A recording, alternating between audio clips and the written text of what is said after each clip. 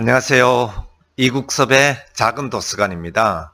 오늘은 지금까지 다루어온 책들과는 조금 결이 다른 책을 갖고 여러분과 함께 사색의 시간을 가져보려고 합니다. 바로 루이스와 프로이트라는 책입니다.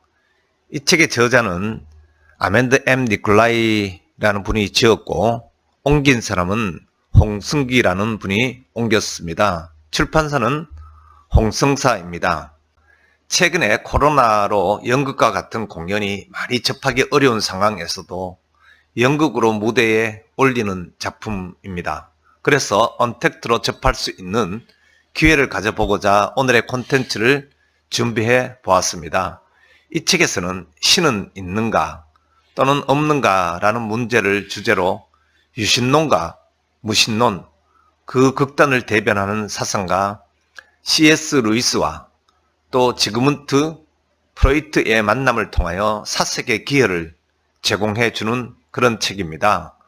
우리들 주변에는 유신론에 젖어 있다가 무신론으로 이탈한 사람들도 있고 또 무신론 속에서 있다가 유신론으로 돌아간 사람들도 있습니다. 이 책에서 등장하는 지그문트 프로이트와 C.S. 루이스가 그 대표적인 인물이라고 볼 수 있습니다. 프로이트는 유대교 집안 배경에서 무신론으로 박차고 나온 경우라면 또 루이스는 기독교 세계관에서 무신론으로 나왔다가 다시금 하나님께로 회귀한 예로 볼 수 있는 그런 사람입니다. 이 책의 저자인 아멘드 M. 니콜라이라는 하버드 의대 정신과 교수인 이분이 25년 동안 두 인물의 저술과 세계관을 비교 분석한 강의에서 인기를 모았던 내용으로 두 사상가의 기출판한 자료와 미발표한 글 등을 비교 분석하여서 신의 존재, 사랑 또는 성, 인생의 의미 등의 주제에 관한 두 사상가의 생각을 정리한 책이라고 볼 수 있습니다. 논증은 일목요연 탄탄하고 문체는 읽기 쉬워서 두 불꽃 튀는 세계관이 한눈에 와닿는 내용으로 구성되어 있습니다.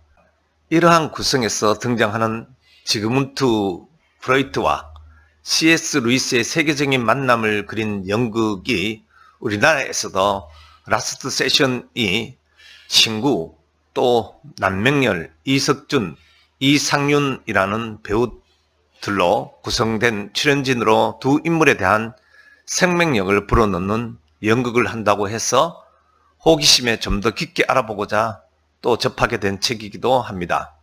연극에서는 차분하면서도 맹렬한 카리스마를 내뿜는 프로이트와 또 고요하고도 강한 신념이 엿보이는 루이스의 모습에서 팽팽한 긴장감이 느껴지는 공연이라고 볼 수 있습니다.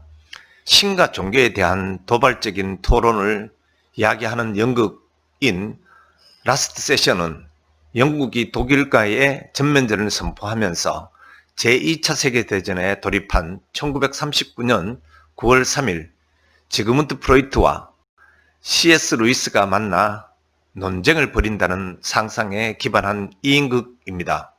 실제로는 만난 적이 없는 두 사람을 무대 위로 불러내서 세계적인 만남을 성사시킨 이 연극 공연에서는 프로이트의 초대를 받아 런던에 온 루이스는 이미 프로이트의 저서를 읽고 그의 논법을 모두 이해한 그런 인물답게 신의 존재에 대해 대단히 설득력 있는 반론을 제시하면서 팽팽한 대화를 이어나가는 구성으로 되어 있습니다.